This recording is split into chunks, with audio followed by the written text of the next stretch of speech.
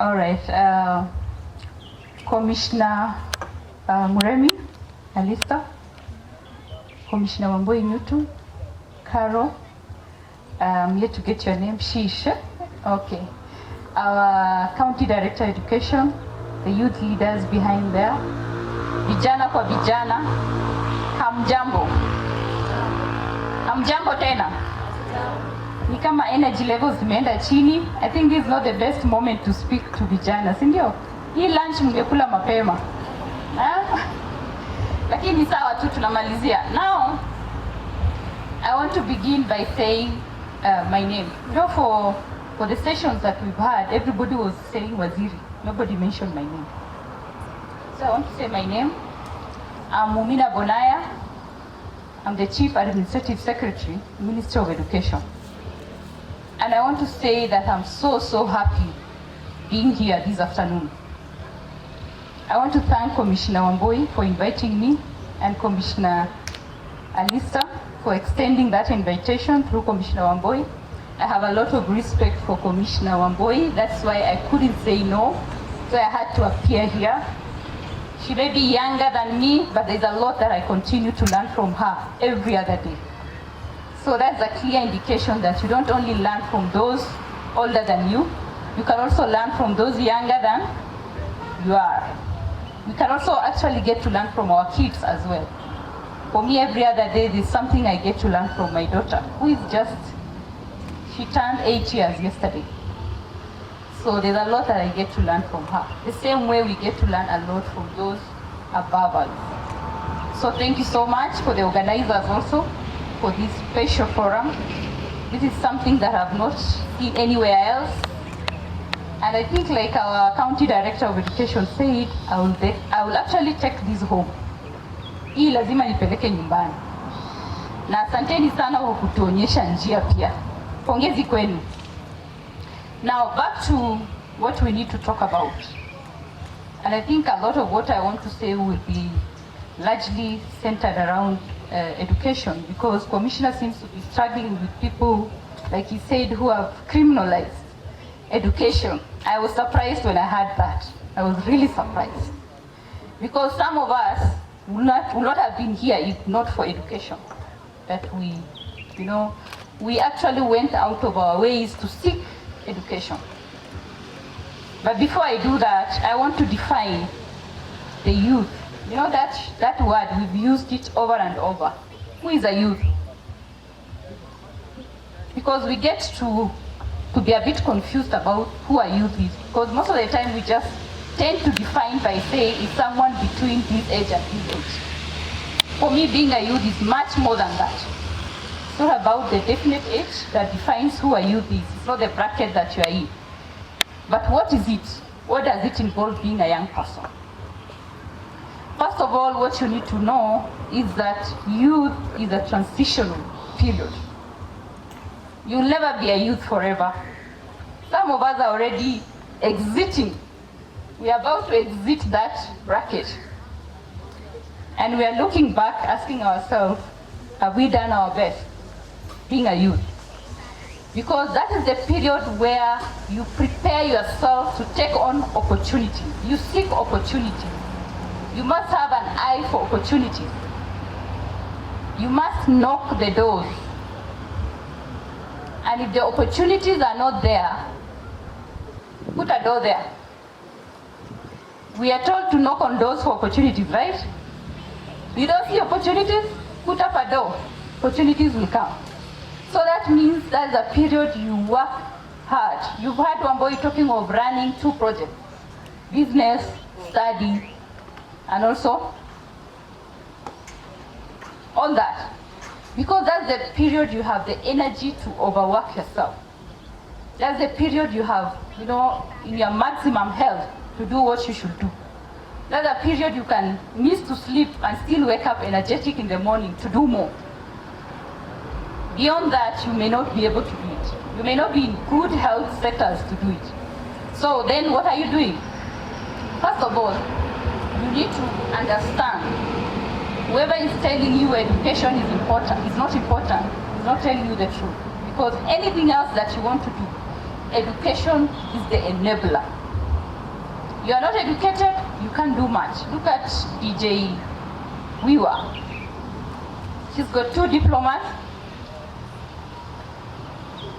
and she's still yearning to do more. So how can someone come around and tell you education is not important? And at a point that we talk about education, I want to refer to my own personal story. I don't come from a place like this. I want to paint for you the environment I come from. First of all, if I begin by describing the climatic condition, it's too hot, it's too dry. Ukiangalia tu unaona njaa, hakuna kitu kingine unaona. Shule hakuna. Sahi, at least the government is trying to do infrastructure in those areas, to push teachers there. When I was in my primary school and secondary school, there were no teachers. There were very few teachers who are willing to go that side of this country to work. Very few. And the locals were not trained to take up those jobs. This is the time they are being trained in numbers to take up those opportunities. But we could wait for teachers from this other side of the country, and nobody is willing to come. Maybe 1 or 2 will come.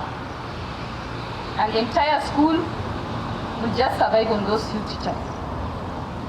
Talking of classrooms, some of the classes will have to be run under a tree.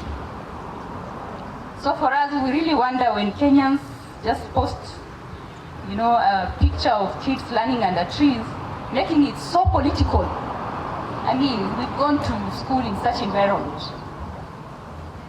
That is not important. What is important is, did you stay focused to ensure that you get education that is so important to define who you will be next in life? So I struggled in a primary school in a very remote village.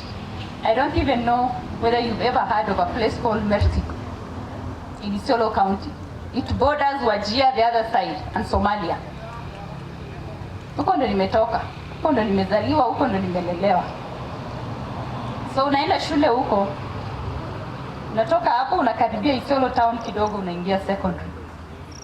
You really struggle and get a grade to go to university. But you know what happened? I had to go to college, not university, because the teachers who are there didn't tell me that there is an opportunity to go to university and get sponsored by government. So I had to stay home. So one day nikaamka tu nikasema, wacha nifike kwa ofisi ya DO.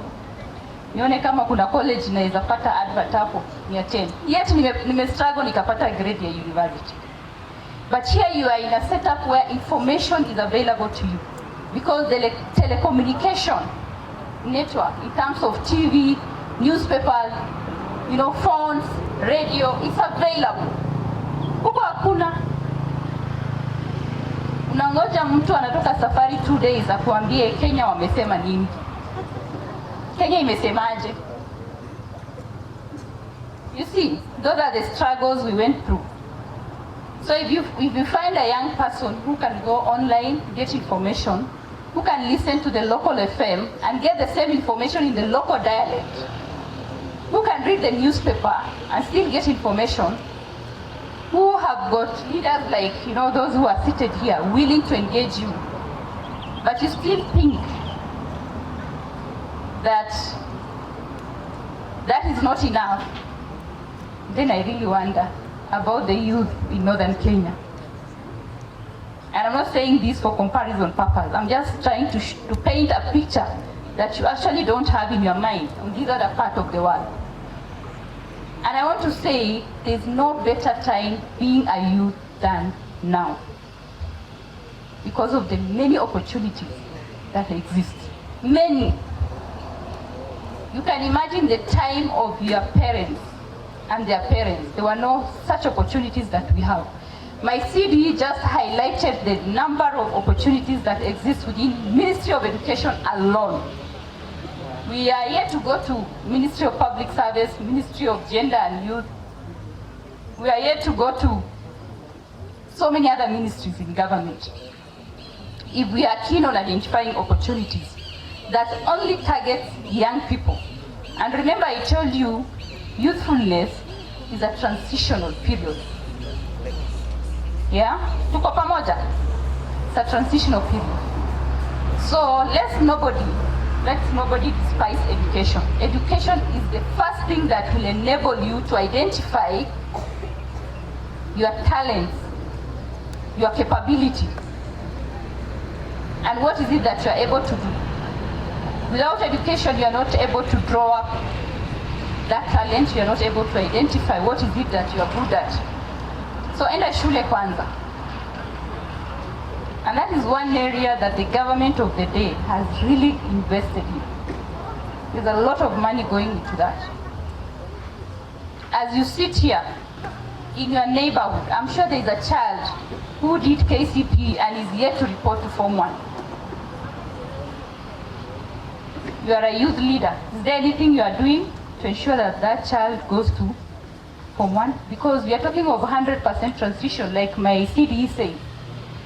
By this time, any child who is yet to take up his place in Form 1, it's because of a challenge at home, at family level. So there's no doubt about that.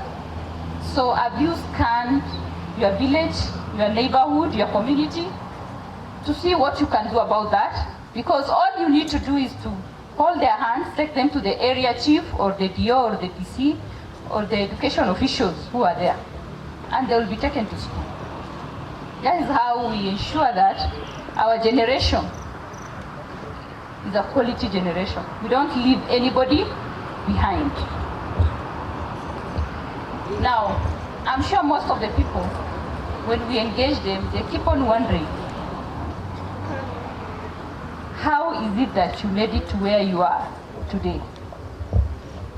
Being a chief administrative secretary. Na unajua ni deputy wa Magoha. Sio mchezo. There are two things here. First of all, you have a struggle to make it in life. The moment you get that space where you can now imagine that you made it, there's still another struggle. So usifikirie commissioner Wamboi ni tu kwa sababu ni commissioner amefika. Hata saa hii ako na battle zake kwa hiyo space hapo. We all have that. It's never ending. Hiyo battles haiishi. You may imagine that it only happens to young people, even to adults who, you know, at one point have reached a space where they've always wished to reach. There's still a struggle that you go through.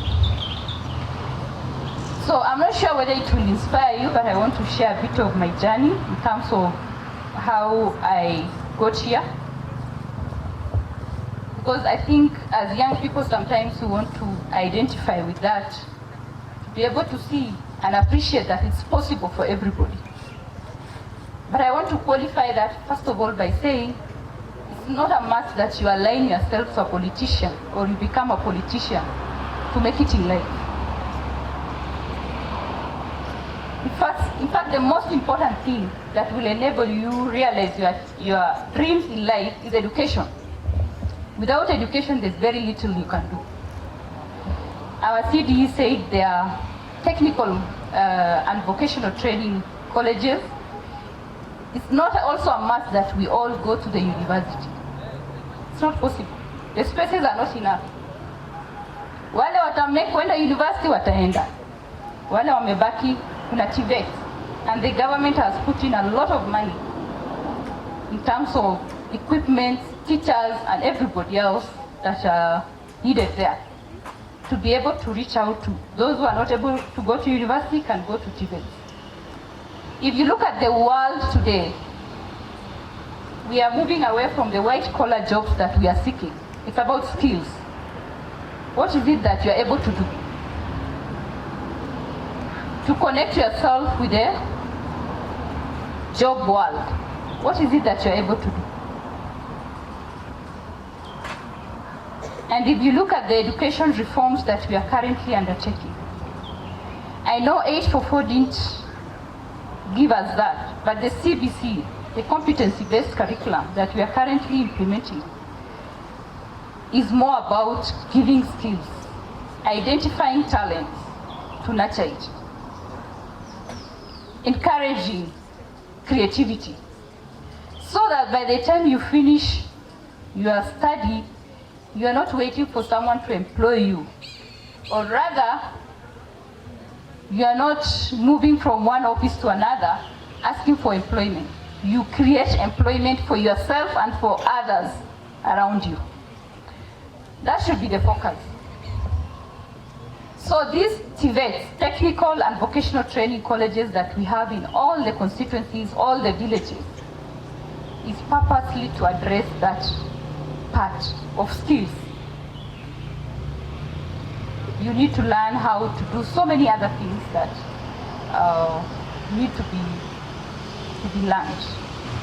The other day, I was with a cousin of mine. We were out on Mombasa Road trying to look at some products for finishing the house. And we walked into a factory along there.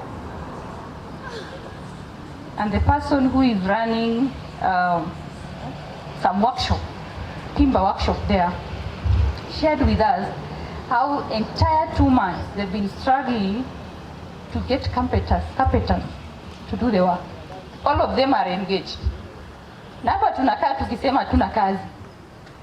You only need to go to those TVETs, you get trained, and it is subsidized. You've been told by the CDE here.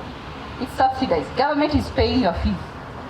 So instead of staying home, doing nothing, or wasting your time on social media, saying nothing, because we don't say anything, Sharon, you're just wasting time. Following leaders who have very little interest when it comes to your welfare, when it comes to your future. Hizo viti watu hawaingii kuwatafutia kazi, ni wameingia kujitafutia kazi, na wakipata wanafanya nini? Wametulia. So unakaa hapo unafikiria umechagua women rep, governor, MP, MCA mwenye atakuandika kazi. Hawezi. Kazi ikitokea ataandika relative, si wewe. And that is how it is everywhere. You can't change that. So what do you do for yourself? You get skilled and you go out looking for opportunities. That is why we have all these technical and vocational training colleges around us. So make use of it. That's all. Now, back to what I wanted to share. Forgive me because I'm not sharing this in any order. I'll just jump from one point to the other depending on my flow of thoughts. I already shared the environment I schooled in. And it was the same for everybody else in that setup. So when I finished my high school, of course I got grade to go to the university, but because I lacked information and my teachers never helped me with picking on a course and getting enrolled on the job. You know job? Hiyo job mimi nilimiss. Nikajipata nimebaki nyumbani. Nikaona 1 year imeisha, nikasema ala, what do I do? Let me take myself. Unajua those days we only know one office. Ya chief na dio. Hapo lazima ufike. Those were the only places you could go and ask for opportunities. Because hakuna internet, hakuna radio, hakuna newspaper, there is nothing. So unaenda kwa dio ama kwa chief unamuuliza kuna mambo yoyote kutoka serikali ile mimi naweza fanya. Akasema kuna advert ya Kagumo College. Akasema in fact nilifikiria that's the only college that I can go to with my grade. So I applied and my admission came. So instead of taking up my chance in the university, I went to Kagumo and I was trained by for 3 years as a high school teacher. But I was very keen on one thing. Very keen on one thing, that I must seek opportunities, and I know where I come from there are no opportunities. So mimi sitarudi huko. Huko siwezi rudi. Nitatembea elsewhere. So when I finished my 3-year training, they said we look for a school. pick a school where you can go for your teaching practice. Nikaona watu wamechagua shule za villages. Si mimi nimesema siwezi rudi village. Mimi nikachagua shule inaitwa Nairobi School. The girl from the village wants to go to Nairobi School. So I went there. I did my teaching practice for 2 terms. And I graduated with a first class. Niliambiwa nikienda Nairobi School nitaanguka. Kauliza kwa nini, nikaambiwa hawa watoto wamesoma sana. Ni watoto wa Nairobi. Huyu mwalimu wa village hatawezana na yeye. So I said it's okay, let me see. I went, I graduated. And the good news was I was retained there. Sasa ndio naingia Nairobi vizuri. Kutafuta nini? Opportunities, ndio? We said youthfulness is a transitional period. It's time you prepare your ground to take on opportunities that will come your way. And that begins with proper education. Nothing else. So I was in Nairobi School. Nikafunza mwaka ya kwanza. Mwaka ya pili kienda kuisha, I got a call from chairman CAS. Sikuwa namjua. Because my combination was special in a way. I was teaching English, literature, and then IRE. That was my niche. Who talked about niche here? Yes. So to make myself relevant, nilienda kwa principal nikasema hii shule lazima ikuwe na IRE as a teaching subject. An examiner. Hapo anajua mimi nataka kubaki hapo nipewe kazi. So nikaambiwa anzisha IRE department, nikaanzisha, kazi ikaendelea hivyo. So I got a call from this chairman of TSC and he told me I have a letter for you here. Remember at Nairobi School I was employed by BOM. Pesa ilikuwa kidogo sana. Na nikaamua kurudi shule kusoma University of Nairobi. Sasa ndio naanza degree yangu ile ningefanya wakati ile nilienda diploma. So when I went to him akaniambia I have an appointment letter here but I can only give you on one condition. Will you agree to go to Pangani Girls? Because the girls need you more than the boys. Nikamuuliza, can I consult on this? Then he said, okay, you go consult. Get back after a week or so. So I went to talk to the principal who gave me a job because hata hapo kuna kaheshima lazima nipeane, si ndio? It was my first job. So I went to him nikamwambia, principal, you know what? I have a good news. From nowhere I got a call and there's an appointment letter waiting for me somewhere to go to Pangani Girls. He told me, Mumina, that's a good thing, but you will not leave Nairobi School. You have to take that letter na wakutume hapa. Sio Pangani. So there was a tussle for a whole 1 month. I couldn't take up that job. And you know that time getting employed by TSC and getting posted in Nairobi was something else. Everybody was looking forward to that. When you are trained as a teacher, first of all, getting employed by TSC. Secondly, getting to a school in a city, Nairobi. So nikarudi tena kwa principal, please just let me go because I need this job. I've gone back to school, I need to pay my fees. Whatever I'm getting as BOM teacher is so little, I can't even pay my fees. So I talked to him. While in that process, again, another call from the same guy from TSC. He said, you only have 1 day to decide. If you don't make a decision by today, I'm giving out this opportunity to someone else. So I went to the principal, I talked to him and he said, fine, you are free to go. So I picked my letter, I went to Pangani. But the day I reported in Pangani, I said, yes, I love teaching, it's a noble job. It's where you impact directly to young people, but I only give myself 2 years. From there I will move. I had there's something in me that always would want to move to something else. It's still in me. So after 1.5 years in Pangani, one afternoon I decided I want to leave. If you ask me where I was going that time, I didn't know. I only had an idea of beginning or starting a CBO. Because I wanted to do something different. I found teaching a bit routine for me, especially my nature of wanting to take on new things all the time. So I said, it's time to move. So I resigned. And I went and started a CBO from scratch. The niche again I created for myself, I focused on girl child education, that side of northern Kenya. Because there was no strong advocacy and lobbying around that. So I started the NGO, it started well, we started getting funding from different groups. But before I got the first funding to that CBO, it was a painful process of volunteering. 4 years, you can imagine.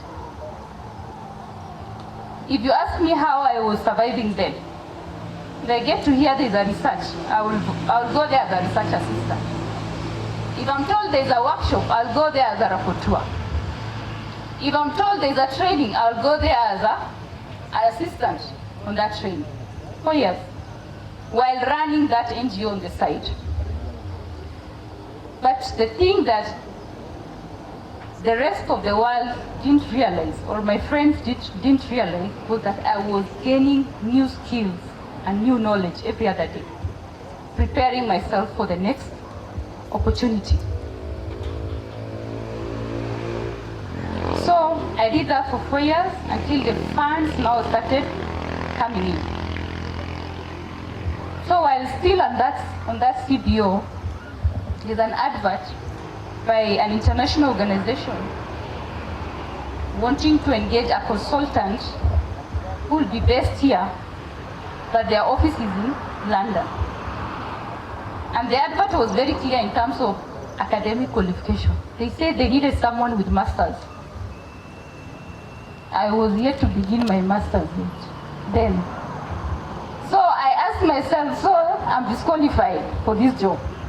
But there's a friend who kept on telling me, Mumina, you must apply. And I was insisting, saying I didn't have a master. I don't have a master, so why should I? He insisted until I applied grudgingly. I didn't want to. So I was shortlisted alongside 3 other candidates who had masters. So I went to that interview. That's the day I realized that the skills that you gain and the knowledge that you gather over time is more powerful. And the experience is more powerful than a piece of paper that you get. I'm not belittling education here, but that day I got that confirmation. So we went into that interview, first 2017. At that time, I was only 31. So here I am, walking into a boardroom where everybody else, if not above 50, is above 45. And you are the chair. So what do you do? At some point you will feel like kuambia ule mzee amekaa hapo, kuja kaa hapo kwa kiti ya chair. Kidogo tu mwambie hivyo. But you have to be confident. Lazima ukalie ukiti vizuri. The way I see Commissioner Wamboi, unajua ni vice chair, mnajua ni vice chair? Hiyo commission yao ni vice chair. So tunamtanga madam vice chair. Na anaitika vizuri, anasema yes. Because lazima uone hiyo title. So mimi akiniita waziri pia nasema ndio. Si ndio? Lakini waziri nitakuwa tu pia. So when I went there, I realized I had to identify what is it that everybody else is ignoring in this organization. That if I get to do it, it will give me a milestone in terms of my next opportunity. So I realized this is an organization that was created to target women in rural areas, but they are giving money to elites in town. So in terms of reach, they've limited themselves. You ask ask them why, they tell you those are hard to reach areas. So they are missing the mandate for which the organization was created for. That was number one. Number two, there were a lot of loopholes where money was being lost. Fraud, our officers applying money in the name of women and getting it to their pocket. So kuna lazima ile taps lazima ufunge yote. And then in terms of repayment, when you borrow you must return. This is a rotational fund. If you don't return, then other women will not be able to borrow. So in terms of repayment, they were at 42%. So I felt they could do more. So for the 3 years I was there, I decided those are my focus areas. I don't want to load much on my plate, but I said, let me focus on that and mobilize the team members, the board members, to achieve more on that. So when I came, the fund was in existence for 7 years. It only managed to disburse 2 billion. By the time I was leaving after my 3 years, the disbursement moved from 2 to 12. Yeah? And the repayment rate moved from 42 to 82%. Na mambo ya wizi ya pesa ya kina mama iliisha. Tulifunga yote. Tukasema wamama watume pesa na M-Pesa, si lazima waende bank, si lazima wapeane cash kwa officers, hiyo yote iliisha. So that's work that I did, and I didn't know that at some point it will give me another job. Tulifanya kazi yangu nikaondoka. So that time when all Kenyans were making noise, wakisema president is always appointing all people to positions, I didn't know that I would be a beneficiary. Yeah?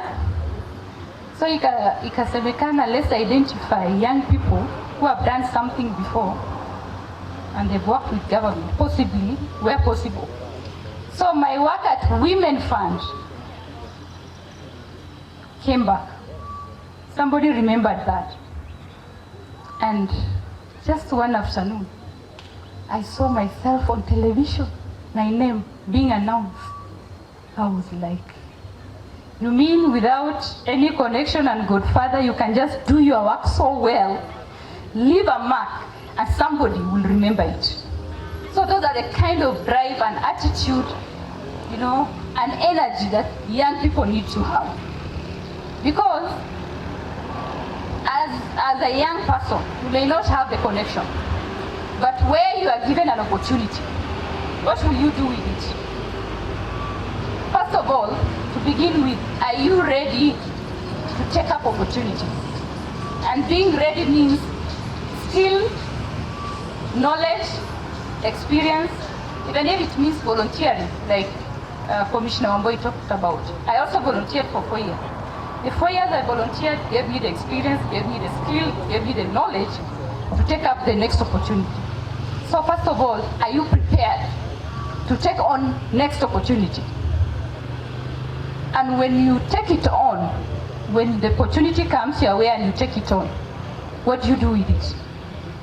Will you just waste your time, or you leave a mark that you'll be remembered for? So that if another opportunity comes, then someone will recall that Wamboi was there, she did a good job, she can do better in this one as well. So those are the things that we need to know. And remember, at every stage and every point of life, we are making decisions, we are making choices. Even now, some of us, we are still making choices. I always ask Wamboi, should I go to politics or not? There are days I'm 100% in politics, and there's some morning I'll wake up and tell Wamboi, hii kitu sitaki. But I think the way things are going, naona nimeingia. Na nitakuja na hiyo kiti. So, how do you guide yourself in making the right decision? Do you wait? Do you procrastinate and lose opportunities all the time? Or do you always work tirelessly? If you see people successful out here and they are being celebrated, remember their tireless effort, times, energy that went into it for years. I know as young people we always want to have quick success. It's not possible. If it's quick like that, it's not sustainable also. You have to work tirelessly. You have to put in more hours. If a position goes, your knowledge, your skill, your expertise to do something will remain. That's why you should always go back to learn new skills, to acquire more knowledge. Update yourself on everyday knowledge that comes our way, new ideas, creativity, innovation. And that you will not find it on social media. In fact, what you are doing on social media is damaging yourself. Because the information that you take in are all junk. Na unaangalia video ya Sonko akidance mara 10. Nafikiria itakusaidia, it will not add any value. Unakaa hapo unaangalia watu wamesema nini juu ya post yako, ndio ungoje kucomment. You're just wasting your time. You would rather spend that time in class, learning a new skill, networking like you've been told,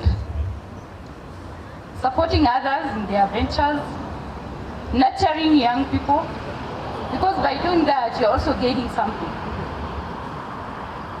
So I want to end this by saying, at every stage in life, we are making choices.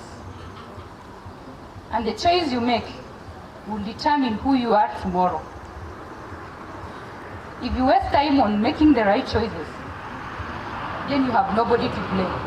In fact, hii story ya kusema gava ijafanya.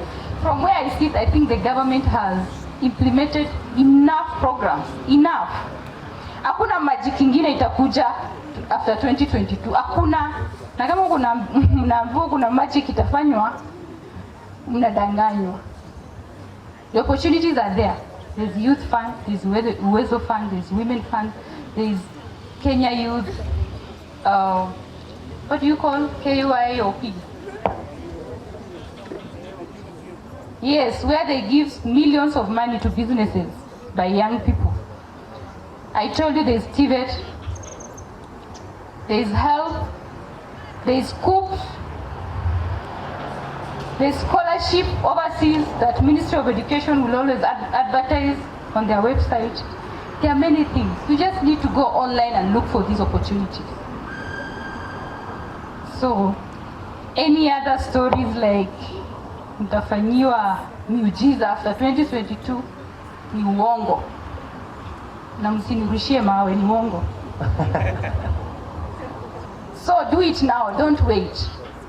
Every other day you lose without doing anything, you are transiting.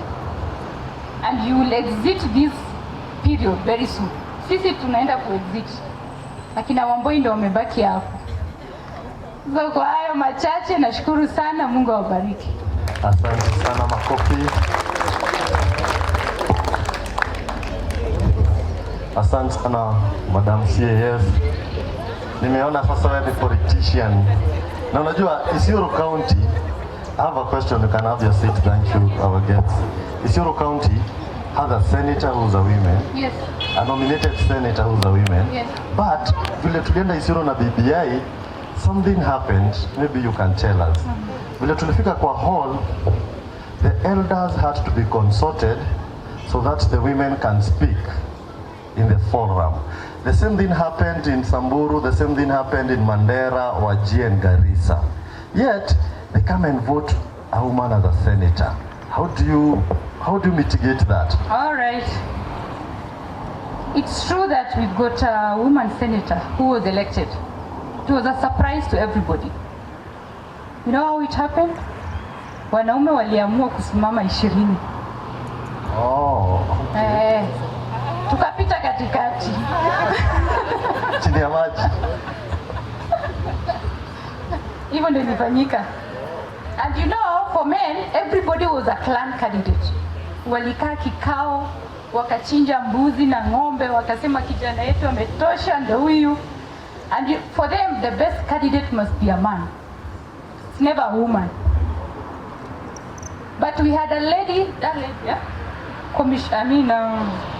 Senator Fatuma was nominated before she was elected. What she was able to do, and I think we need to know this, she used that platform to show capability, her leadership, in terms of showing them that a woman is able.